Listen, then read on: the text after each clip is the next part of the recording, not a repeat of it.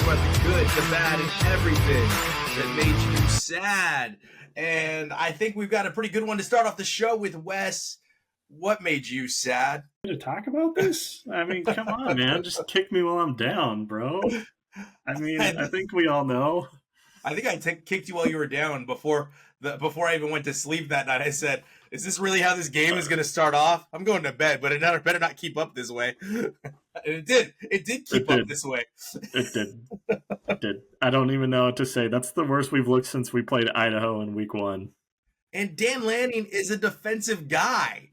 Like, what happened? You were watching the whole game. Was it really just the freshman? Well, I'll tell you right now, our defensive coordinator, Tosh Lupoy, is a worthless piece of shit. I'm just going to say that. I hate his guts, and I hope he gets canned. I do not like that guy. He used to work at the Huskies, and he's useless. He was like the OG, like, bag man. He was, like, before NIL, he was paying people. Well, I mean, Jeremiah Smith was getting paid against that defense. Well, yeah. I mean, what was going on? Why couldn't they? It was pretty obvious. No one decided to cover him. I guess they just felt bad, and it was like, hey, bro, here, go to the end zone. Man, he's a freshman. Yeah, he's a freshman, and I don't understand why Ohio State keeps getting these like all-world receivers. It's kind of bullshit.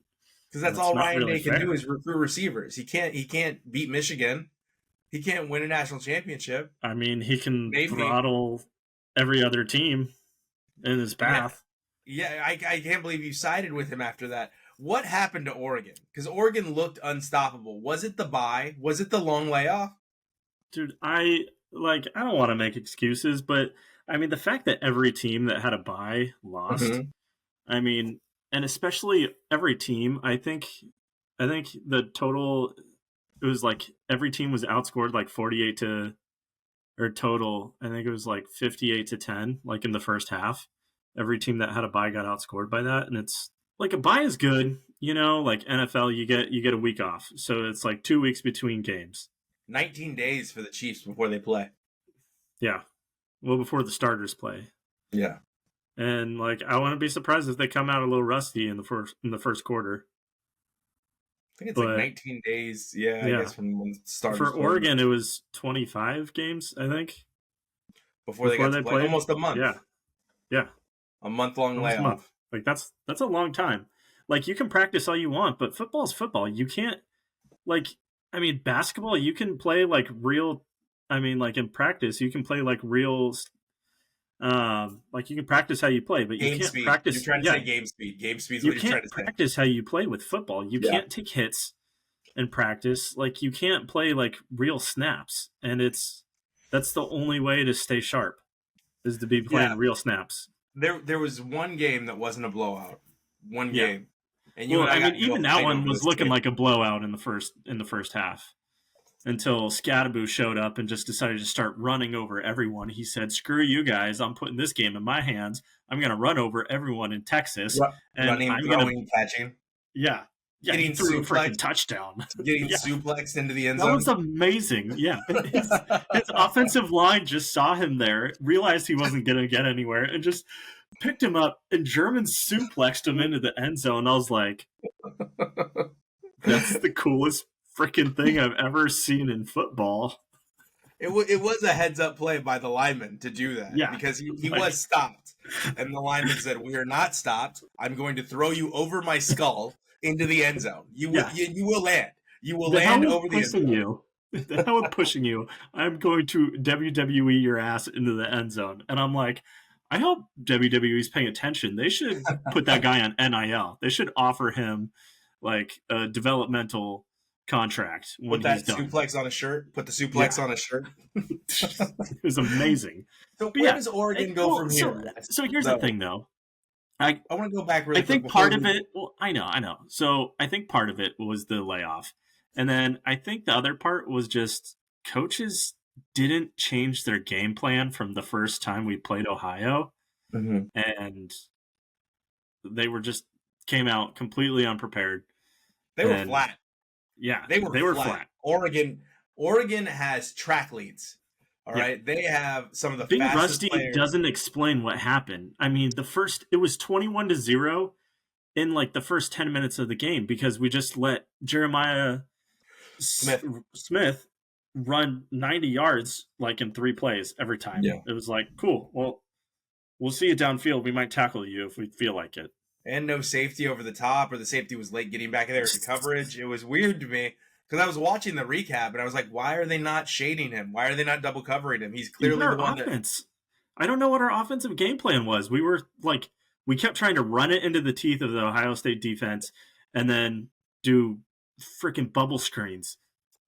Do you know how much I hate bubble screens on 3rd and 10, and we're doing bubble screens? I'm like, with you. This is the most cancerous offensive play calling I've ever seen. I'm like, what are we doing? Well, you got Malachi Moore next year. Let's get fancy. Let's do some gadget plays. I don't care. Like, let's try and do something. Instead, let's try to win. Wes, you're sitting on your couch like, can we try to win? It was the most vanilla play calling, and we're down like 21-0 in the first quarter. It's like, do something. And you were mad at Kurt Cignetti for punting the ball in the playoffs down. We waved the white flag in the first quarter. We were like, okay, we give up. I was like, cool, bro. Yeah. Well, we got a touchdown. Yay. Like, I was mad the first like 2 drives. And then like after the third time, like they got a touchdown and it's 21-0 with like 6 minutes left in the first quarter. I was like, okay, this is actually getting kind of funny. And I was like, I'm glad it's not a blowout because then I don't have to have my hopes destroyed at the last minute. I'm like, okay, cool. I had 15 minutes to process that we suck. And now I can laugh at it. It's the horseshoe next year, right? You play them in the horseshoe next year? I'm not sure if we play them. I don't think we do. Because they played in Oregon this year, right? Well, there's like 16 Big Ten teams, so it's all... Yeah, it is all jumbled. But they're not going to do a home and home? No, I don't. I think they're trying to make it so like you play each team like every other year. Gotcha. Okay. So where does Oregon go from here? When you look at your team, they've had great recruiting classes. They've had great NIL classes. Where does Oregon go from here? Because this is crazy. This was their best team in forever, and nothing happened. They shit out a big fart. Is what happened. So where does Oregon go? You get back to the grindstone. You look at the play or you look at the tape. You figure out what the hell went wrong, and you fire some people. Mm-hmm. You fire our worthless defensive coordinator, and I mean, we got a new quarterback coming in. Our number 1 receiver is leaving. I think our number 1 running back's leaving, but we got a new offense coming in. So I mean. There are people out there saying never invite Oregon again because they do this every single year. They do this, but they're right. What has Oregon? We beat Florida State and made it to the national championship. And what happened before? We lost to Ohio State again. Yeah, you're like, I don't want to relive this again. but it's got to. Anyone who says they shouldn't be invited is stupid. We were 13-0. We beat Ohio State. We beat Penn State. We were clearly the number 1 team in the nation. We just decided to stop playing like it. I know you're not trying to make excuses. I do think the bye week has played a pretty heavy role. I think a month off is too much. You can't be off for a month. And you highlighted that when you were saying you can't do game speed in practice. But we saw it. There's proof now. And I think they're already going to alter this system. I think things are going to change around after this. It was good for Georgia if they could have gotten Beck healthy, but they couldn't get Beck healthy, so they still had to go out there with Gunner Stockton. He looked good. He looked good at first, and then he just fell apart. Yeah, and then the world caught up to him. Skill caught up to him, and there's only so much you could do because Notre Dame is a skilled team, despite what Mr. James Franklin wants to say about them needing to be in a conference. They're a good team, and they're a lot more likable now that Brian Kelly, the guy who killed somebody on a forklift, is gone. It wasn't just. It was. Are you talking about the touchdown Jesus guy that flew off the touchdown Jesus? No, Declan Sullivan, the guy who was videotaping from a scissor lift 50 feet up in the air. Yeah, and it blew over and he died. Yeah. So when we look at what's about to happen with Penn State Notre Dame, who are you going for? Honestly, I'm fine with both teams. I don't really like hate either of those teams. I used to hate Notre Dame, but I like Marcus Freeman. And they beat Georgia. They beat Kirk Herbstreit's favorite team. Yeah. Knocked him out of the playoffs. Man, I mean, what a Marcus day. Freeman's a good-looking coach, and he coaches very as handsome. good as he looks. Very handsome.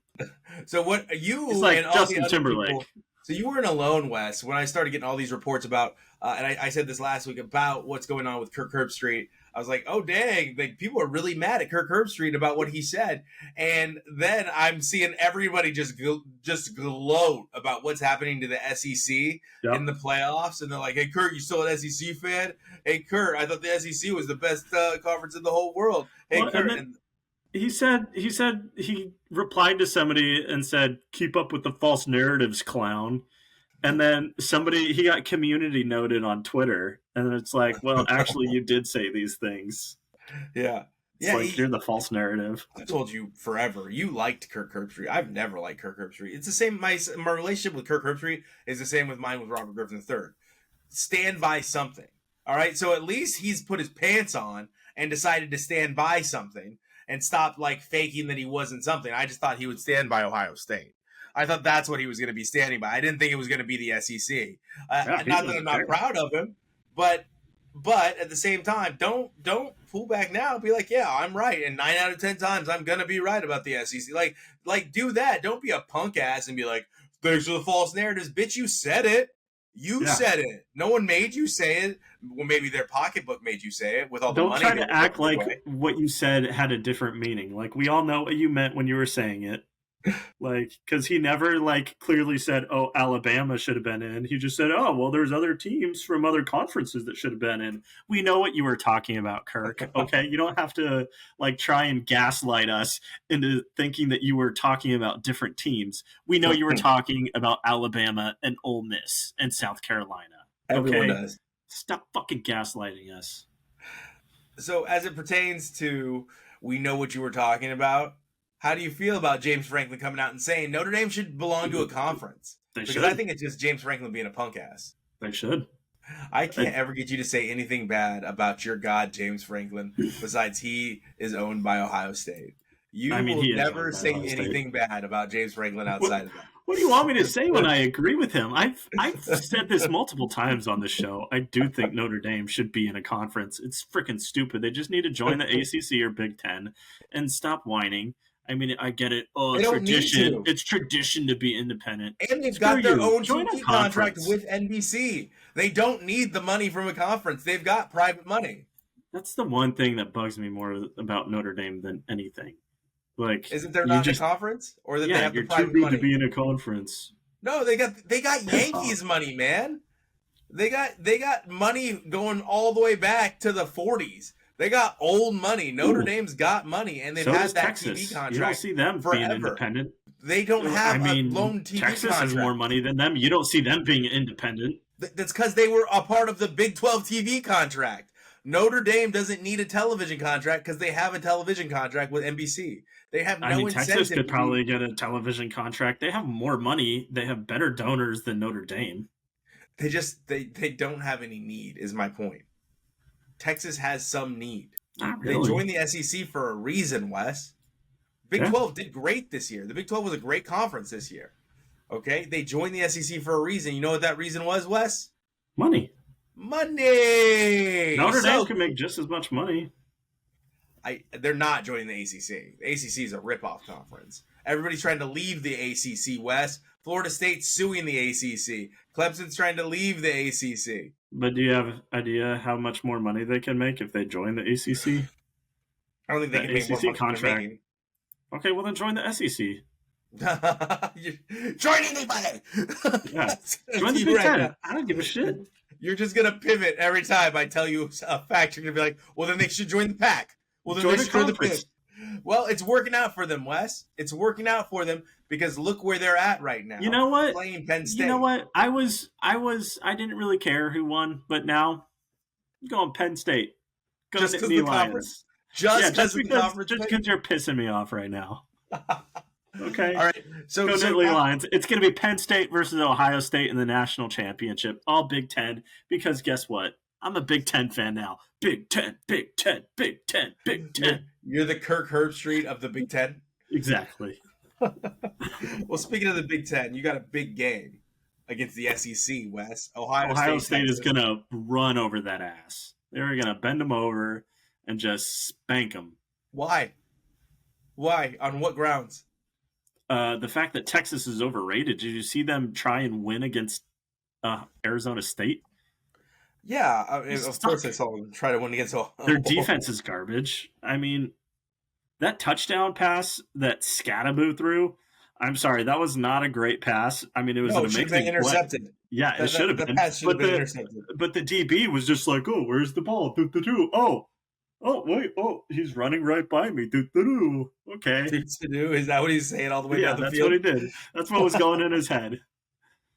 Like, they're just not that great. They have a lot of talent, but they're not very well coached because Sarkisian is trash. Okay, Sarkisian is a trash alcoholic. All right, Jesus, he's gonna have to get into the bottle after Ohio State puts the belt to that ass. So it's a 50-50 match. It's not 50-50. I'm telling you, Ohio State is gonna open up a can of whoop ass. Nobody's stopping Ohio State. So the biggest spread I see is juggernaut. Is Ohio State -5. That's the biggest spread I see. Yeah. Ohio State's going to whoop that ass like they're little sisters of the poor. You think they win by a touchdown? Just one? So you're going to put multiple. You're going to put $100 right now. You're going to drive to the casino, put $100 on Ohio State to win, cover the spread. I don't gamble, but if I did, I would. Easy. Oh, to beat the spread? Oh yeah, hands down. If the spread was 14, I probably wouldn't. It's 5. I know, but I'm saying with the spread being 5, absolutely. With the spread being 14, it's a lot of confidence. I think they win by 20. It's a lot of confidence in Ohio State, Wes. Is it because they win by 20? Is that because they smacked that ass when it came to Oregon? And Tennessee. But yeah. I think they're the overall favorite to win the national championship. I think Ohio State's overall favorite. It's weird because if Michigan was there, they would just die like Superman around kryptonite. I think the only reason why it's as close as it is in betting is because it's in Texas. But I don't think that's going to matter because Ohio State have the largest alumni base in the country. They travel really well. There's going to be probably over half of them there is probably going to be Ohio State fans. They do travel well. They do travel well. I think that you underestimate Texas. I think you underestimate Sarkisian. No, I told you from the beginning Texas was not as good. They lost twice to Georgia. Georgia wasn't even that good. We saw Georgia get run over by Notre Dame. I mean, Texas doesn't stand a chance. They're just not that good. They didn't play anybody this year. Name a good team that they beat. I think Arizona State, that's it. I think Quinn Ewers has got to step up. But I'm not going to count them out of this game. They have all the talent in the world on that Texas sideline. They have the Doak Walker Award winner. So that's the best cornerback in the country, if you're wondering. And he's going to be covering Smith, and we're going to see what happens. The only way it gets close is if they put Ewers on the bench, and then Arch Manning channels the freaking ghost of Peyton and Eli Manning combined and pulls some miracles out of his ass. That's the only way. I don't think Arch Manning is ready for that yet, but next year he's definitely playing. And you were right, Quinn Ewers does still have a year of eligibility. So where does Quinn Ewers go after this? If they lose or if they win? Either way. If they win the national championship, does he go to the NFL? I think he goes to the NFL either way. It's such a weak quarterback draft class. I think this is his time. He's just got to light it up in his pro day. If he can light it up in his pro day. I think if he sticks around next year, he gets exposed. I think if he's behind a team not as good as Texas, he'll get exposed. So I don't know where he goes. I think if he wins the national championship, he goes NFL regardless. I think it'll be interesting to see what happens if they do lose to Ohio State because Arch Manning is going to be the guy after this. Maybe he transfers to Ohio State because I didn't realize, but he was there in 2021. Yeah, he started at Ohio State, then transferred down to maybe he Texas. tries to go back. I wouldn't be surprised if they get that ass kicked, Is Will Howard going to be around? I don't even know. He's listed in this year's draft class as well. He hasn't declared for the draft. I could see Quinn being like, "Please, Ryan Day, can I have a quarterback spot? You want like my ass. Day, I want to be on your team." So you're calling Ohio State, Penn State, and it's a blowout. Against Texas, yes. Okay, not against Notre Dame. Oh, Penn State, Notre Dame is going to be good. That's going to be a good game. Oh, I was upset as we move on to the NFL, Wes, that we really highlighted an NFL game, and it did not go the way that it should have or could have gone. All right, and that was the Lions-Vikings. Yeah. Speaking of low-scoring games, I mean, it was 13-9 through the third quarter, and at halftime, I was like, wow. I was like, I thought this would be like a shootout, and it is a defensive slugfest. I didn't know what was going on, and then Sam Darnold looked like Sam Darnold. And then the Lions decided to go Super Saiyan. They woke up. Yeah, they woke up, and they spanked that ass in the fourth quarter. They just put it out of reach. Yeah, and Jahmyr Gibbs, God, he's so good. He's very fast. Amon St. Brown. Amon-Ra St. Brown is crazy. He's so strong at wide receiver, and he catches everything. Then they've got Williams, who's very fast as well. It's the Lions do have a lot to contend with on offense, but they have a lot of injuries. I think that's the biggest thing as well. They do have a lot of injuries, which is why I was surprised that their defense showed up. I was like, whoa. I mean, granted, they did have one of their guys back. They're slated to get Montgomery back by the divisional round. So they'll have Montgomery back. And like I told you, the soonest Aiden can come back is Aiden's going to be able to come back in the Super Bowl. Yeah. If he can make it. Yeah. I mean, I really want them to get to the Super Bowl, but I don't know. Eagles are good. Eagles are good. Eagles are really good. I don't think Washington's going to upset. Anzalone, yeah, he came Anzalone back. Returned, okay. Yeah, that beautiful blonde hair. Flowing locks out of the back of the helmet. Rapunzel, let your hair down. Him and Trevor Lawrence, man, they could have a hair competition. You're leaving out Van Ginkel over on Minnesota. Oh, yeah, that's right. Van Ginkel. Van Ginkel on Minnesota has that long, flowing blonde hair, too. So there's a few of them out there. As it pertains to the NFC, I think it's just the Eagles that are scary. Vikings, they've handled this. They have slayed that demon.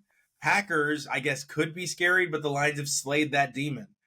I do think that the only team that is scary to the Detroit Lions is the Philadelphia Eagles. Yeah, I mean, I agree. I don't really see anybody else. Okay, audience, you can tell Wes is interested in this conversation, but he's not Wes. So let's get Wes really excited, and let's talk about the Rams. Broncos. Let's talk about the Broncos. Pump the brakes here, okay? You're lulling out. I need to get you back up, and then we can talk about something. Well, I was trying to remember the other game. I spaced out here. Okay, Commanders. I think the Commanders could make a play. I wouldn't put it past Jaden Daniels. Make a run, unfortunately. Really? I think they're good. I think they're fun. No, I'm not saying they're not fun. Terry McLaurin's great. Robinson's great. Jaden Daniels is fun to watch. That defense has been out of this world. They've overperformed. I would love to see. And they have an amazing backup. I would love to see Cliff. Shut up. I would love to see Cliff Kingsbury fool teams into giving him a head coaching job again by taking that amazing. Washington. Absolutely. By taking that Washington Commanders offense and making them the top in the NFL. I just don't think they can do it this year. Well, so on the Packers, is Jordan Love going to play this week? Yeah. Okay. Yes. I wasn't sure. I think with Jordan Love, they got a shot. I wouldn't be just I don't think they will, but they got a puncher's chance of beating the Eagles. Eagles are good. They're a really good team, but I did say Jalen Hurts is probably going to come back from concussion protocol, right? I did say the Packers could make a move and a shake, but the Lions have already dispatched them. The Lions have already beat them. So that's why I'm just dismissing the Vikings and the Packers, is the Lions handled them already regular season. Now, it is hard to beat a team 3 times. It's very hard to beat a team 3 times. Especially when you're as injured as the Lions are. Yeah, and the NFC North has just been a juggernaut in the NFL all year long. Like, that conference has just throttled teams all year. Stupid. Except for the Bears. You have the Bears. They're like the little, little redhead stepchild. They're like, we don't know. The Packers. They ended the 11-game losing streak. They finally beat the Packers. It was the last game of the season. Can't hold anything back, Bob. Last game of the year, Bob. Can't hold anything back now. That doesn't count. Let's be real. All right, so you think the Bucs are going to get upset by the Commanders? Yeah, I wouldn't call it an upset. I'm Baker happy, man. Like I'm enjoying this storyline. I've enjoyed Baker's renaissance. I'm glad he's out of Cleveland because Cleveland sucks. I am too. Cleveland sucks. Cleveland sucks. So you saw that they're going to keep Deshaun. Oh my god! Yeah, they're restructuring his contract. That's the dumbest thing ever. Like, I think they're restructuring his contract to make him a backup. Wes, I think they're drafting a quarterback in the first 2 picks. You give Cleveland too much credit. You don't think they're going to draft a quarterback in the first 2 picks? Take Deshaun, and they're going to stick him out there under center in the first game of the season, and he's going to play like freaking trash. And eventually, hopefully, he gets injured again. He's going to play like he is. He is trash. He's a trash person. Yeah. But yeah, I do think that I'm also happy that Baker has left the Browns and Baker's who's their backup right now? Is it Jameis Winston? Jameis Winston and Dorian Thompson-Robinson. Oh, yeah, Jameis Winston, another sexual predator. There you go. Thank you. You're accused of sexual assault in college. I think Cleveland has like a theme going on here. So, is there any quarterback coming into the draft that has sexual assault charges against him? And in the pros, he did grope an Uber driver while he was that's true. I forgot about that. So you're right. You're not wrong, and I'm not forgetting these things.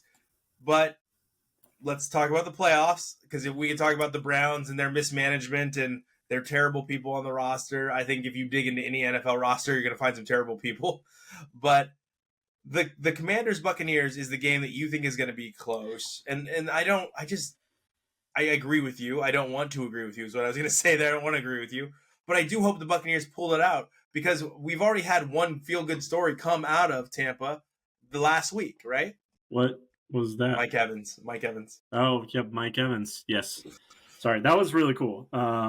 And also, I think Mike Evans owes a nice steak dinner to those New Orleans Saints DBs that let him get those 6 yards. They didn't let him get 6 yards, Wes. They were like...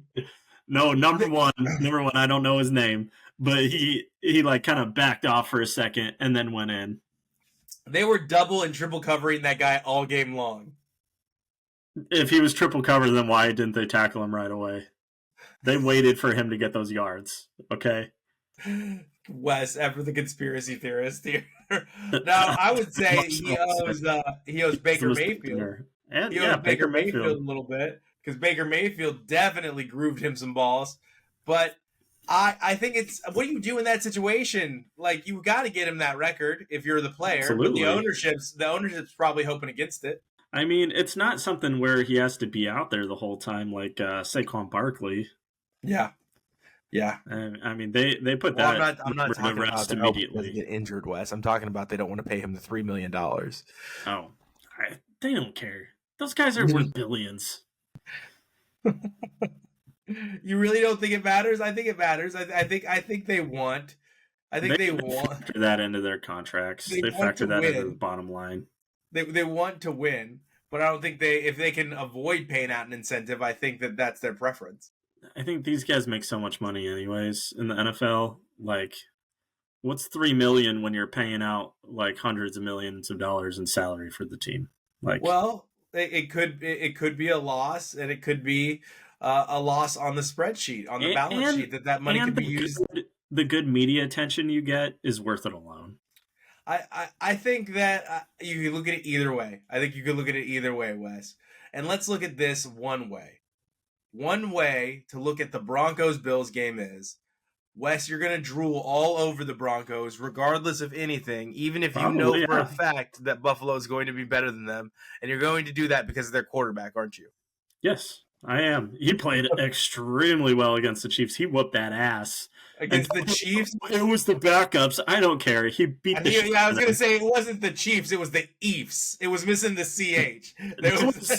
I think that was their worst loss ever. I think. I don't know about ever, but it was definitely the solidification that Carson Wentz will never play as a starting quarterback in the NFL ever again. Again. That was it. It was over. During that game, putting up 0 points in that game, Carson Wentz has made a statement. Hey, everybody, I am ready to be a career backup. Yeah, it was their 5th largest loss of all time, and I think it was Andy Reid's biggest loss as a Chiefs coach and his 2nd biggest loss overall. He didn't care. Andy Reid did not care. Andy Reid had home field advantage. He's like, you know what I'm going to do? I want to get out of this cold weather, and I want to go have a cheeseburger. But you know what? I also think that gives the Broncos a lot of motivation, or not motivation. It gives them a lot of momentum going into Wild Card Weekend. Does it? They're feeling good. They're feeling good. They put belt to ass, 38-0 win. They're feeling pumped, okay? They feel like they can take down anybody in their path. As long as the second stringers are playing. That doesn't matter, though.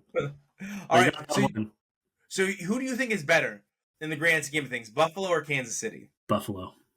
I agree. They're going to run into the best team in that conference right now. Yeah. And no, I don't think they can take on anybody. I think they're going to run into Josh Allen's pec and fall down because he's just going to throw the ball all over them. The thing. I want Buffalo to win. I want either Buffalo or Detroit to win the Super Bowl. But if Bo Nix happens to pull it out, I won't be upset. Just like you won't be upset if Justin Herbert is able to do something against the C.J. Stroud Texans. I mean, they are. They're going to win. Texans have looked like crap this year. Let's be real. They made it to the playoffs, and they get their annual game. How come the Texans are always the first playoff game of the year? How come that is every year the Texans are the very first playoff game? But they're the shiniest turd in a pool of turds. NFC South is such garbage. I'm sorry. It's hard to take that conference seriously. It's weird because we did so much talking and discussing about the NFC North that we didn't even talk about how the AFC West has 3 teams in the playoffs as well. Yeah. AFC West is really good. Or how the AFC North almost got 3 teams in the playoffs if it wasn't for the Broncos and the Chiefs playing on a merry-go-round. You got Steelers and Ravens. Those are really good. You got Bengals who almost got their way in. Joe Burrow was playing out of his mind at the end of the season. The Bengals have got to push their ownership for a defense. Because that offense is so good, and then they found Brown now at running back. That offense is so good. That's assuming they keep Chase, though. That's assuming they keep Jamar, which isn't a given. They're keeping Jamar Chase. Doesn't sound like he wants to stay, though. Well, because Paul Brown's always been a cheap-ass owner. He's without the sexual assault and racism, he's the Paul Brown. Paul Brown is the Donald Sterling, pardon me, of the NFL. He doesn't like to pay players. He wants this as just his money-making vehicle. And right now, he has the weight of expectation. And that is because that team is good. He probably just sees it as a money-making machine, and no matter how much they suck, people are always going to come. All right. Well, we'll see. And we want to get back to this Chargers-Texans game. You don't give the Texans a single chance. No. I do. I think that big mistake, I think DeMeco Ryans is a decent head coach. I think he's pretty good. And I think that C.J. Stroud is a good quarterback. He doesn't do well with pressure, and they don't have an offensive line. And the downside to the Texans, I think what's going to haunt the Texans, Wes, is the 2 mutants that are on the other side of the ball, Khalil Mack and Joey Bosa. I think that's the toughest thing. They're so good. And, so here's the thing. I'm pretty sure C.J. Stroud kicked the crap out of Harbaugh's Michigan team all the time, right, when he was there? No, he lost. He's a Ryan Day quarterback. Well, yeah, but the 2 years before that, because when did he come in? Was it? I can't remember. I don't know. J.T. Barrett. It might have been Barrett. I don't know. Was the quarterback I think that you're thinking of. I think C.J. Stroud lost all 3 years in a row to Michigan. Well, there you go. It's gonna continue. Harbaugh owns that ass. That ass. You were like, you lose. Wes, that was funny. That was conceded. All right, I give up. You're right. So the last game we're gonna address here, we've touched on every single game. You even mentioned the Ravens Steelers. I don't think we need to go too deep into that. The Ravens are gonna throttle the Steelers this weekend. Whoa, pump the brakes here. I'd never discount the Steelers, especially in the playoffs against the Ravens. This is gonna be a brawl. Okay, there's probably gonna be a brawl in the game too. I mean, a physical altercation will occur. This is a great rivalry, and I love that it's in the playoffs. And I mean, if Russell brings his A game, I think they win. We'll see. I think the Ravens are on a mission this year. I don't think they're going to get there. I think Buffalo. I agree with you. I think Buffalo is the best team in the AFC, but I think that the Ravens are on a mission to prove a lot of people wrong this year. I think Lamar Jackson needs it. I think his record in the playoffs is something to the extent of 2-4. He's 2-4 in the playoffs. So I think Lamar Jackson needs a couple wins to get himself in position. I don't think he gets them. No, I think that my ideal matchup is going to be the Bills Detroit Lions in the Super Bowl.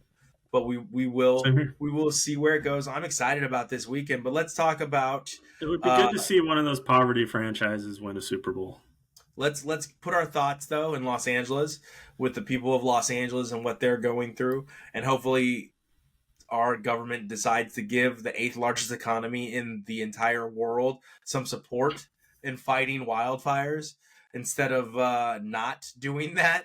So hopefully that we get out there and get this situation solved. But the Rams fought so hard to get a home playoff game, and now that can be taken away due to these wildfires, due to the air quality in Los Angeles. They might have to play in Arizona, which they've done before.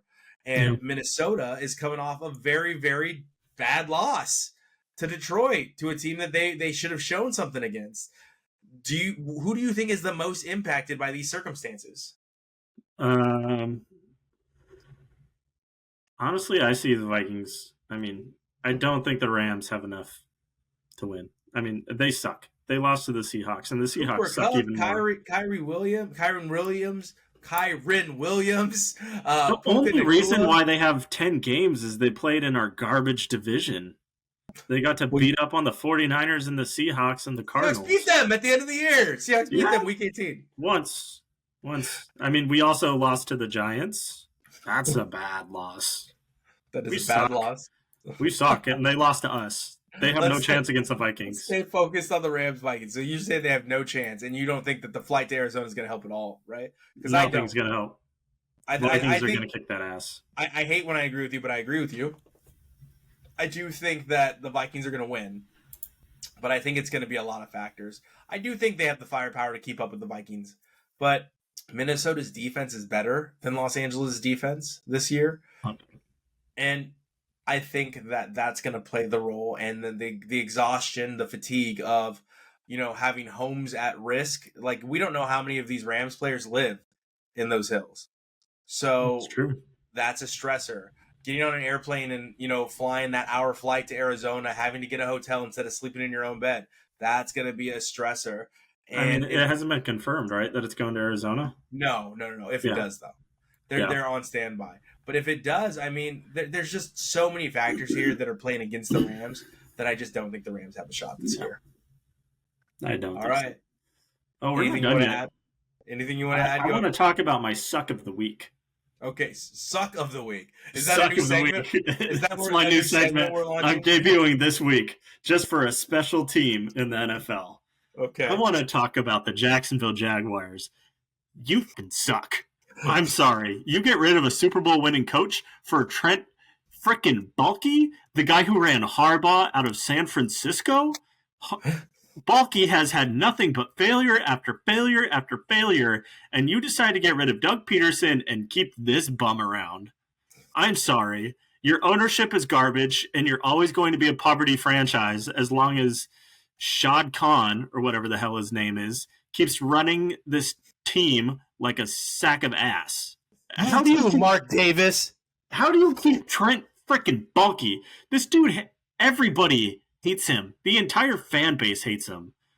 Oh, I hate Trent Baalke. I hated Trent Baalke since he was in San Francisco. Oh, yeah. I mean, I'm pretty sure that this owner, Shad Khan, probably thinks he can just use this team as a money-making machine, but guess what? No, he wants to win. He wants to win. So. I've seen him interviewed. Like, he wants to win. He spent money. He just can't put together a winner. Because he's an idiot. Because he's a dumbass. That's what happens when you keep Trent Baalke. Trent Baalke, I mean, this guy can't get along with anybody. And I think there was multiple coaches. I think it was Harbaugh last year. And there was other teams or other coaches that were like, I'm not working with Trent Baalke. And so you decide to keep this cancer of a GM who's probably going to affect your ability to get that head coach you want. Good job. We'll see. I suck. I think you're always going to suck. I do think they're the front runner for Ben Johnson. So Ben Johnson doesn't want to go there. He's not going there. No, Trent Baalke. Not Trent Baalke. I don't like Trent Baalke either. All right, so everybody, on that note, on the suck of the week, going to the Jacksonville Jaguars due to their retention of Trent Baalke and their dismissal of Doug Peterson, we're going to go ahead and we are going to prepare for the playoffs, and we're going to prepare to see you next week. And we were going to have some losers. We're going to have our national championship set, and we're going to have some winners in the NFL. So here we go. It's time. It's time to end the show.